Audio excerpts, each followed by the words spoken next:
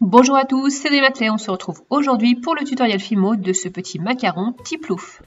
On commence par faire les deux coques du macaron et pour ça j'ai utilisé ma pasta machine. Je me suis mis sur le cran 1 et j'ai plié ma pâte en deux pour avoir deux fois l'écart du cran 1. J'ai pris donc un bleu un peu soutenu type bleu brillant ou bleu pacifique et un bleu beaucoup plus clair type bleu menthe, bleu aqua.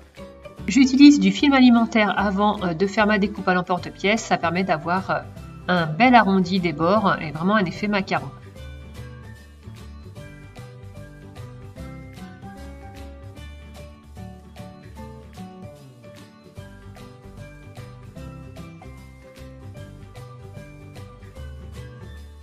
Pour la collerette, je vais prendre un tout petit boudin et je vais l'entourer autour de ma coque.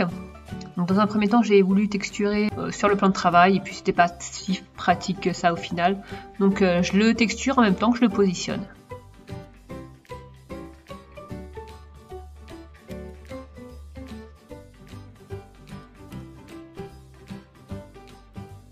Et je fais ça aussi pour l'autre coque de macaron.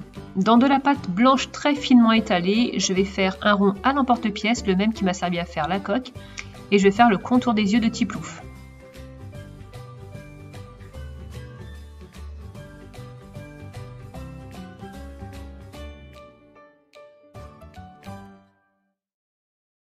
Dans la même pâte bleue qui m'a servi à faire l'autre coque, je viens étaler très finement, le même cran que pour la pâte blanche, et je viens faire l'espèce de couronne qu'il a entre les deux yeux.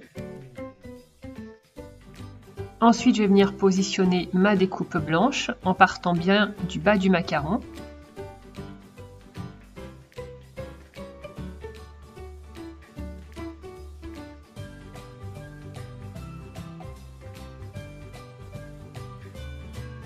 Et ensuite, je positionne la petite couronne, qui n'est pas une couronne, hein, c'est juste un motif de son visage.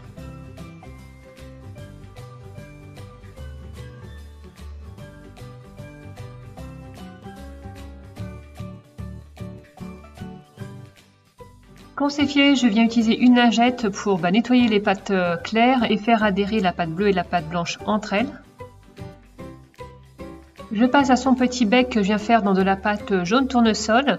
Je roule cette boule entre mes mains pour obtenir une espèce de petit ballon de rugby. Je coupe en deux. Je fais une marque au centre avec le revers de ma lame. Ce sera l'ouverture du bec. J'ai mis un petit point de Fimo liquide avant de positionner le bec. Je passe maintenant aux yeux. J'ai pris de la pâte noire. J'allonge deux petites boules. Et je viens les positionner à la verticale.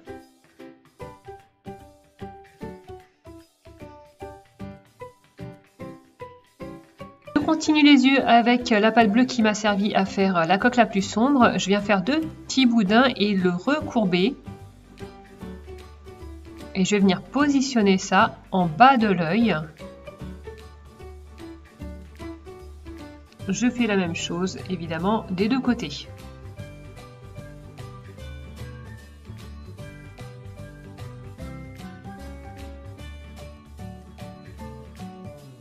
Là, je creuse un emplacement dans le haut de l'œil pour y mettre une petite boule de pâte blanche. Et j'en ai fini avec cette première coque de macaron. Je passe à l'autre coque. J'utilise un emporte-pièce goutte dans la pâte bleue qui m'a servi à faire l'autre coque de macaron. Je découpe deux gouttes et je les positionne comme ceci, les deux pointes l'une contre l'autre en haut du macaron.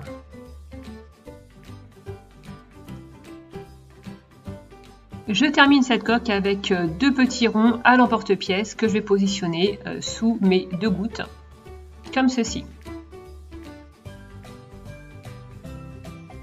Je préfère mettre mes deux coques à cuire avant de mettre la ganache, mais ça c'est personnel. Voilà, donc mes deux coques sont cuites, je les décolle avec ma lame de cutter. Et j'ai choisi de mettre une ganache vanille entre les deux. Pour ça, j'aplatis une boule de pâte vanille entre le plan de travail et mon pouce. Je sécurise le tout avec de la Fimo liquide. Je vais rajouter un clou. Alors pour ça, j'ai pris un long clou et puis je viens tortiller dans tous les sens la tige pour que l'ensemble reste bien dans le macaron et ne puisse pas glisser. Je positionne d'abord ma ganache.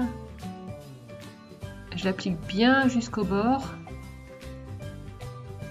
Je place maintenant mon clou de telle sorte qu'il soit en haut de la tête de Tiplouf.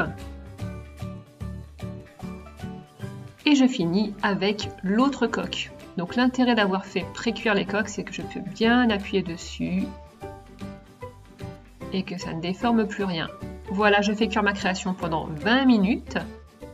Une fois que le macaron a été bien refroidi, j'ai mis une couche de vernis mat. Vraiment, le vernis mat, c'est une bonne alternative. Si vous ne voulez pas que votre création soit trop brillante et en même temps qu'elle soit protégée et qu'elle ne soit pas complètement sèche, et ben, le vernis mat, voilà, ça fait le job. Et moi, je trouve ça plutôt sympa. Cette vidéo est maintenant terminée. N'hésitez pas à me dire en commentaire ce que vous en avez pensé. Ce petit macaron, il me donne une idée de challenge, si vous voyez ce que je veux dire. Bon. À voir, à voir. Sur ce, je vous fais une grosse bise. Bye bye! Tu peux me suivre sur ma chaîne YouTube et sur mon compte Instagram. Et si tu reproduis une de mes créations, n'hésite pas à poster une photo sous le hashtag TutoDolly.